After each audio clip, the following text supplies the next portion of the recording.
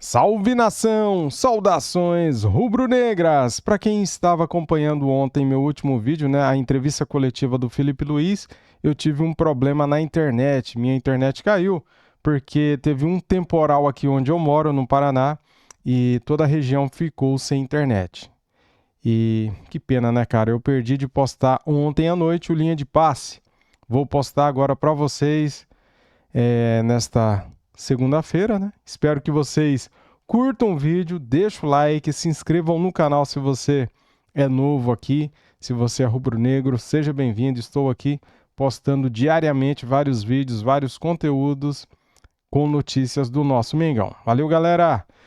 Então, dito isso, quero dar os créditos para o canal ESPN Brasil, link na descrição como créditos. Vamos ver aí o que eles falaram do jogo. Clássico Carioca, 1-1, Flamengo e Vasco da Gama. A gente ouve os treinadores Felipe Luiz e Fernando Diniz. Como eu falei para vocês, ter calma e tranquilidade. Os resultados a gente não controla, né? Nós não podemos achar que vamos ganhar todos os jogos daqui até o final do ano. Queremos, vamos trabalhar para isso, mas o resultado nós não controlamos. Controlamos o nosso trabalho, o nosso dia a dia e fazer com que os jogadores continuem acreditando nesse caminho que foi traçado e que eles vêm seguindo e vêm performando de uma forma esplêndida e não se desviar, não deixar que os resultados afetem na parte mental, porque muitas vezes acontecem as oscilações com a sequência de jogos, né? Então, nosso time está jogando bem, está criando, está fazendo grandes atuações e entender que esse resultado de hoje temos que apagar o mais rápido possível para poder estar com a cabeça boa para essa volta da Libertadores. Acho que não muda muito do que tem acontecido praticamente desde a minha chegada aqui. O time tem... A pontuação que a gente tem no Brasileiro não condiz com o que o time produziu. A gente deixou aí pelo menos uns 8 pontos muito claros. Que a gente pode colocar aí o Ceará, o Grêmio, o próprio Inter, que a gente estava com os resultados na mão e a gente acabou cedendo. Hoje é um jogo emblemático porque é um clássico e o maior rival.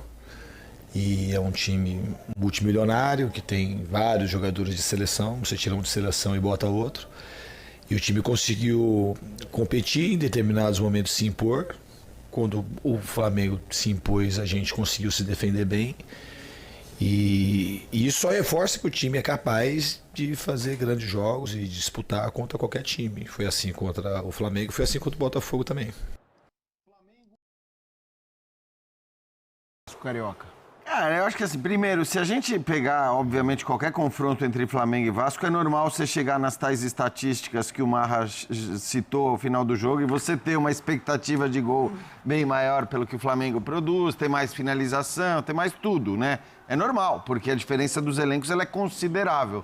Quando o Diniz fala em elenco multimilionário e tal, ele não está, evidentemente, exagerando. Achando desculpas. Exato, acho que é um fato e todo mundo sabe. E acho que o que é muito legal do Felipe Luiz é que o próprio Felipe fala isso o tempo todo, né? Ele não é daquele cara que fala, não. Ele fala, eu tenho o melhor elenco da América do Sul, eu tenho que produzir, eu tenho... É bom porque o cara, assim, também confia no potencial dele.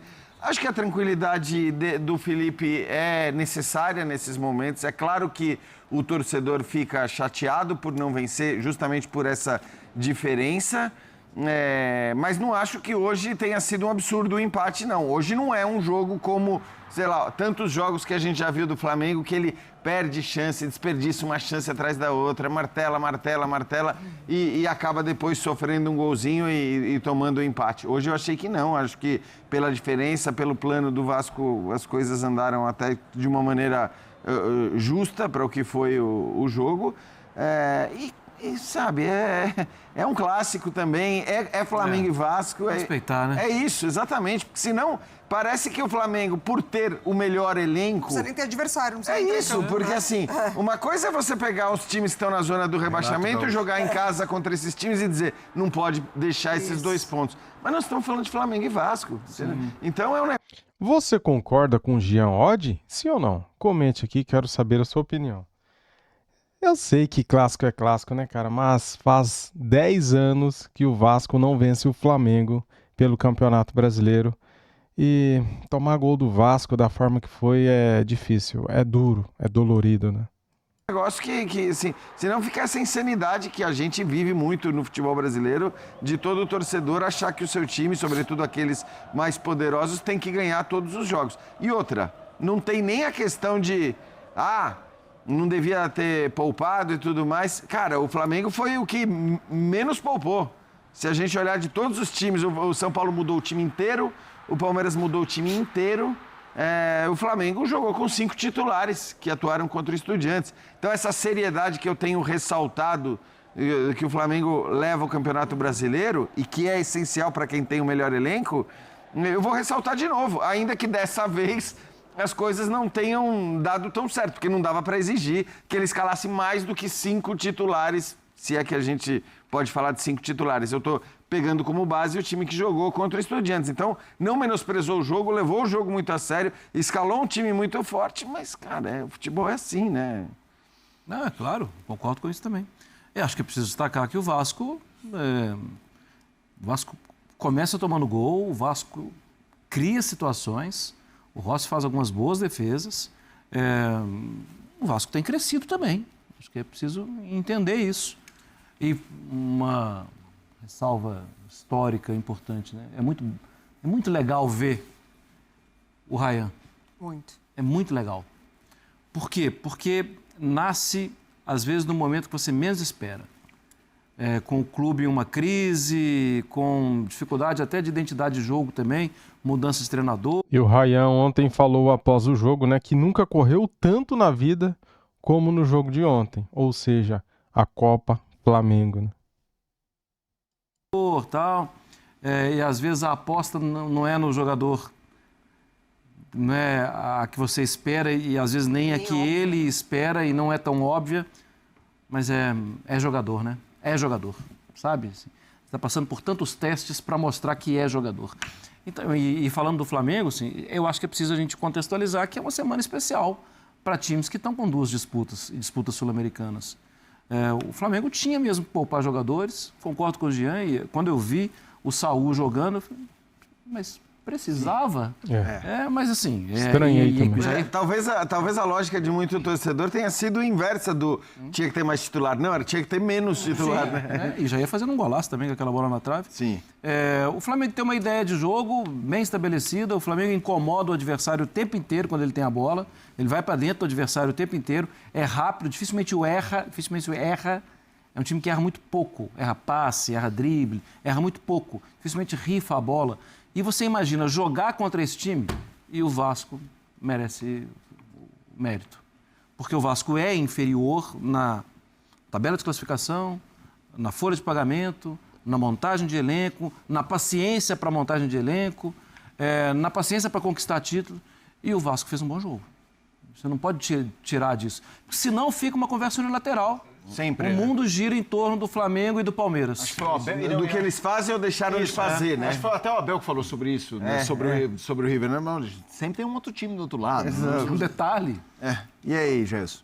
Não, vou pegar o gancho do Marra em relação ao Rayan, por exemplo, que é um moleque que está nas seleções de categoria de base desde sempre, né? Só que quando ele foi chegar no profissional, por conta da estatura física ali, né? Da estrutura física dele, ele era testado no lugar do Verratti, como centroavante ali. Ficar mais né? paradão. Só que o Rayan era ponta. O Rayan sempre foi ponta direita lá, né? Trazendo para dentro muitas vezes.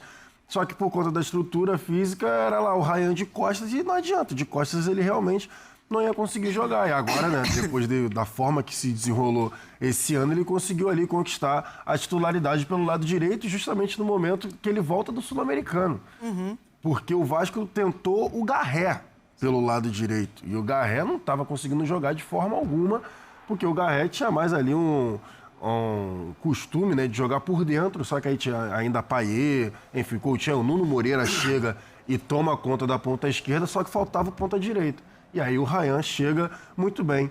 Eu queria destacar mais um, por exemplo, o Cauã Barros, que é outro da questão de volante do Vasco, porque o Jair acabou de se machucar novamente, vai ficar muito tempo fora, no momento que o Diniz tinha arrumado o meio-campo do Vasco, que era Tietê e Jair, porque o Hugo Moura estava tendo que jogar na zaga, né? Por conta das improvisações ali, porque pela era o Diniz, ausência. né? E pela falta de zagueiros também, Sim, né? sim. Que agora chegou, Foi por essa exemplo, chegada Robert do Robert Renan. Renan, sim. Chegou, mas hoje mesmo saiu, né? Por causa de concussão, então já tá fora do próximo jogo também. Cuesta fez um E o Cuesta baita mais um jogo. bom jogo. Fez um baita Então, o Cuesta mais...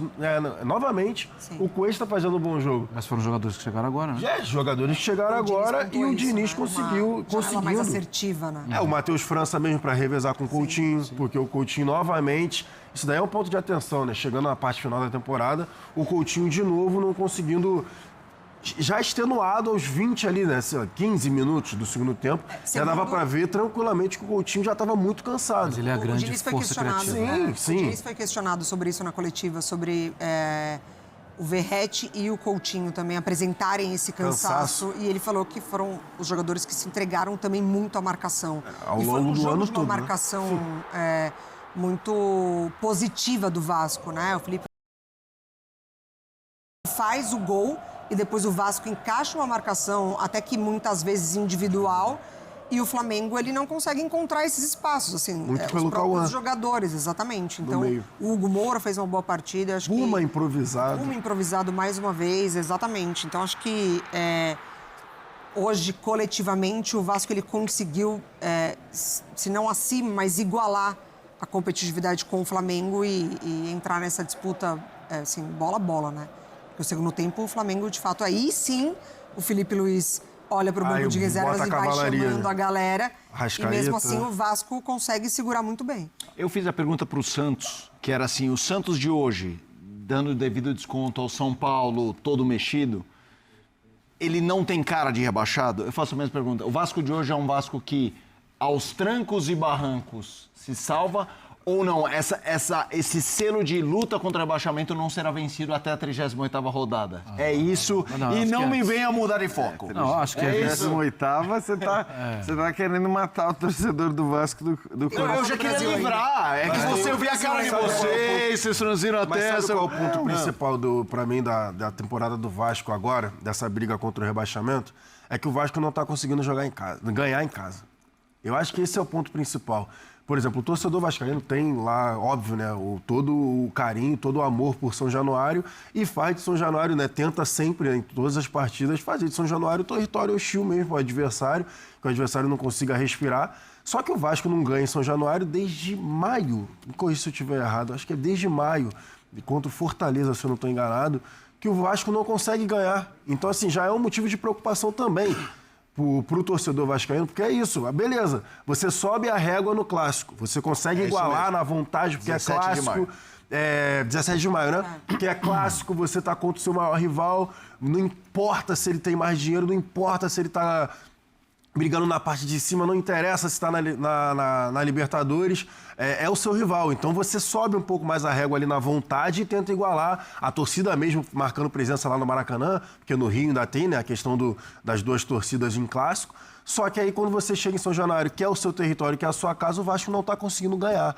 Eu acho que se o Vasco estivesse conseguindo fazer os resultados dentro de casa, o torcedor vascaíno estaria um pouco mais tranquilo em relação, né, a essa reta final de Campeonato Brasileiro. Eu já falei que acho que assim, a zona de rebaixamento é uma zona de rebaixamento com grandes chances de ser rebaixada. Os que estão lá, eu quero dizer. Agora, se você pega os times imediatamente acima da zona de rebaixamento, nós temos Vasco, Atlético Mineiro, Santos, Inter e Grêmio. Olha quais são os 5 times imediatamente acima da zona de rebaixamento. Isso para dizer... Acho mais normal que os que estão lá sejam rebaixados pelo momento que vivem, apesar do Fortaleza, que eu tô com marra. Eu acho que o Fortaleza ainda teria a possibilidade de... Só que assim, se um desses times sai dali, se um consegue emendar uma sequência de vitórias... Ó quem ele puxa. Como tantas vezes já aconteceu, é muito pouco provável que um desses gigantes não seja rebaixado. Então... Vamos mudar de assunto para um clássico que...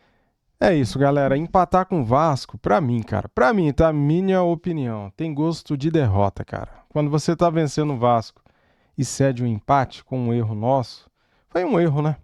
Bola parada. O Rossi saiu do gol, tentou voltar, ficou no meio do caminho e tomou o gol de cobertura. Ayrton Lucas não conseguiu tirar a bola.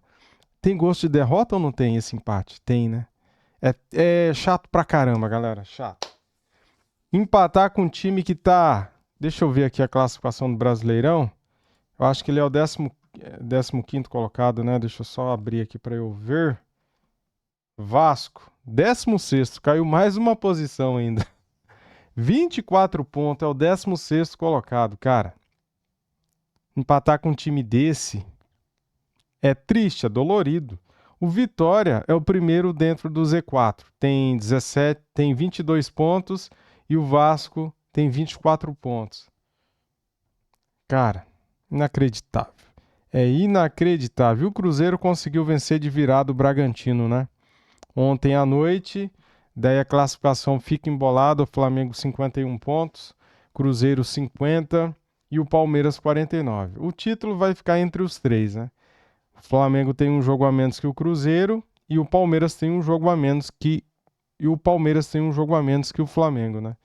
Então, tá em aberto o Campeonato Brasileiro, chegamos à 24ª rodada, o Flamengo tem 23 jogos, Cruzeiro 24 e o Palmeiras 22 jogos. Próximos adversários do Flamengo aqui, pega o Corinthians domingo fora de casa, na casa do Corinthians. O Palmeiras pega o Bahia fora de casa, né? Domingo também às 16 horas. O jogo do Flamengo é 8h30 da noite. Um absurdo jogar essa hora num domingo, né? Palhaçada, cara. Eu até entendo, eu acho que é por causa do tempo de hora do jogo da quinta-feira à noite, para dar mais tempo de descanso, né? De intervalo entre um jogo e outro, né? Deve ser por isso, porque o Flamengo joga quinta-feira, 9h30 da noite, o jogo da Libertadores, e daí eles colocaram o jogo do Flamengo como o último jogo por causa do horário do jogo de quinta. Pode ser isso, né? Então tá perdoado se for isso. Deve ser. E o Cruzeiro, cara, pega o Vasco em São Januário, sábado às 18h30. O Vasco, no meio de semana agora, vai jogar um jogo atrasado, não me lembro contra quem. Quarta-feira agora o Vasco tem um jogo e o Cruzeiro vai descansar a semana toda, né? O Cruzeiro, para mim, o Cruzeiro é favorito a vencer o Vasco, mesmo sendo em São Januário, esse jogo de sábado às 18h30. É isso, meus amigos, muito obrigado a todos. Eu estou um pouco chateado, como você, rubro-negro, está chateado pelo empate, né? Aquela gordurinha que a gente tinha escapou, perdemos mais 2 pontos em casa.